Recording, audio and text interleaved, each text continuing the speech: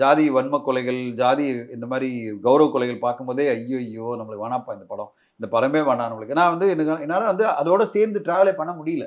பல பேர் நடிகர்கள் சொல்றாங்க, என் குழந்தைகளுக்கு ஜாதி சர்டிஃபிகேட்டே நாங்க எழுதல. நாங்க வந்து சொன்னோம், நோ ஜாதின்னு எழுதணும். அப்படின்றாங்கல்ல. இத வச்சு படம் பண்ணுங்களேன். ஏன் எங்கோ நடந்த ஒரு ஜாதிய சம்பவத்த வச்சுட்டு ஏன் படம் பண்ணிட்டு இருக்கீங்க? ஏன் ஜாதிய உயர்த்தி பிடிக்கிறீங்க? ஜாதின்றது பார்த்தீங்கன்னா, நம்மளுக்கு வந்து ஒரு ஸ்டேஜ்ல என்ன ஆகுதுன்னா, இந்த ஜாதி என்பதே நம்மளுக்கு பிரச்சனைய உண்டாக்குதோ! அப்படின்னு எனக்கு தோணுது.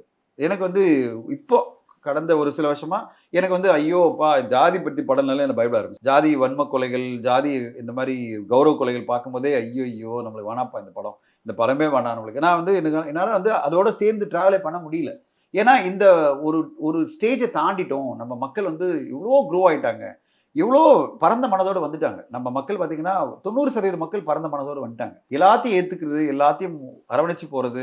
இன்னைக்கு வந்து மெட்ரோலயும் சரி, நம்ம வந்து பஸ்லயும் சரி, யாருமே ஜாதி பார்க்கறது இல்ல. சினிமாலும் சரி, எல்லாருமே ஒத்துமையா ஒரு மனிதர்கள அன்பா நேசிச்சு போற ஒரு உலகத்துல, இத கொண்டாடேன் படத்துல அப்படின்னு நான் என்னுடைய கருத்த சொல்றேன். இத கொண்டாட. எல்லா மனிதர்களும் ஜாதிய மறந்து, மதத்த மறந்து, ஒண்ணா டிராவல் பண்ணிட்டு இருக்க இந்த உலகத்த கொண்டாடி படங்கள் எடுக்கலாமே. ஒரு பறந்து போன்ற படத்த ராம் எடுக்கிறாரு சார். எங்க பேசினாரு? ஜாதி பத்தி பேசினாரு. மக்கள் கொண்டாடல அந்த படத்த. எல்லாரும் போய் பார்க்கும்போது அவ்ளோ சந்தோஷமா பார்க்குறோம். அதாவது ஒரு அப்பாவுக்கும் பையனுக்கும் அம்மாவுக்கான பிரச்சனைய அதுல அவங்க லவ் மேரேஜ் பண்ணத விட்டு வீட்ட விட்டு வெளிய வந்துட்டாங்க. ஆனா செட்டிலா தான் சொல்றாரு. வீட்ட விட்டு வெளியில வந்த 2 பேருக்கும் ஆதரவே கிடையாது. பையன வந்து வீட்ல லாக் பண்ணிட்டு போற மாரி தான் ராம் காமிக்கிறாரு. வேற வழி இல்லல்ல. மாமியார், மருமக சப்போர்ட் இல்ல. ஏன்னா 2 பேரும் லவ் மேரேஜ் பண்ணிக்கிட்டாங்க. இதெல்லாம் ஓகே. அது செட்டிலா சொல்றாரு. எந்த அளவு வந்து இன்னைக்கு நீங்க வந்து வீட்ட விட்டு வந்து கல்யாணம் பண்ணிட்டீங்கன்னா, உங்களுக்கு ஆதரவு இல்ல இந்த உலகத்துல. அத சொல்றாரு. ஆனா அத பெருசா இஷ்யூ பண்ணல.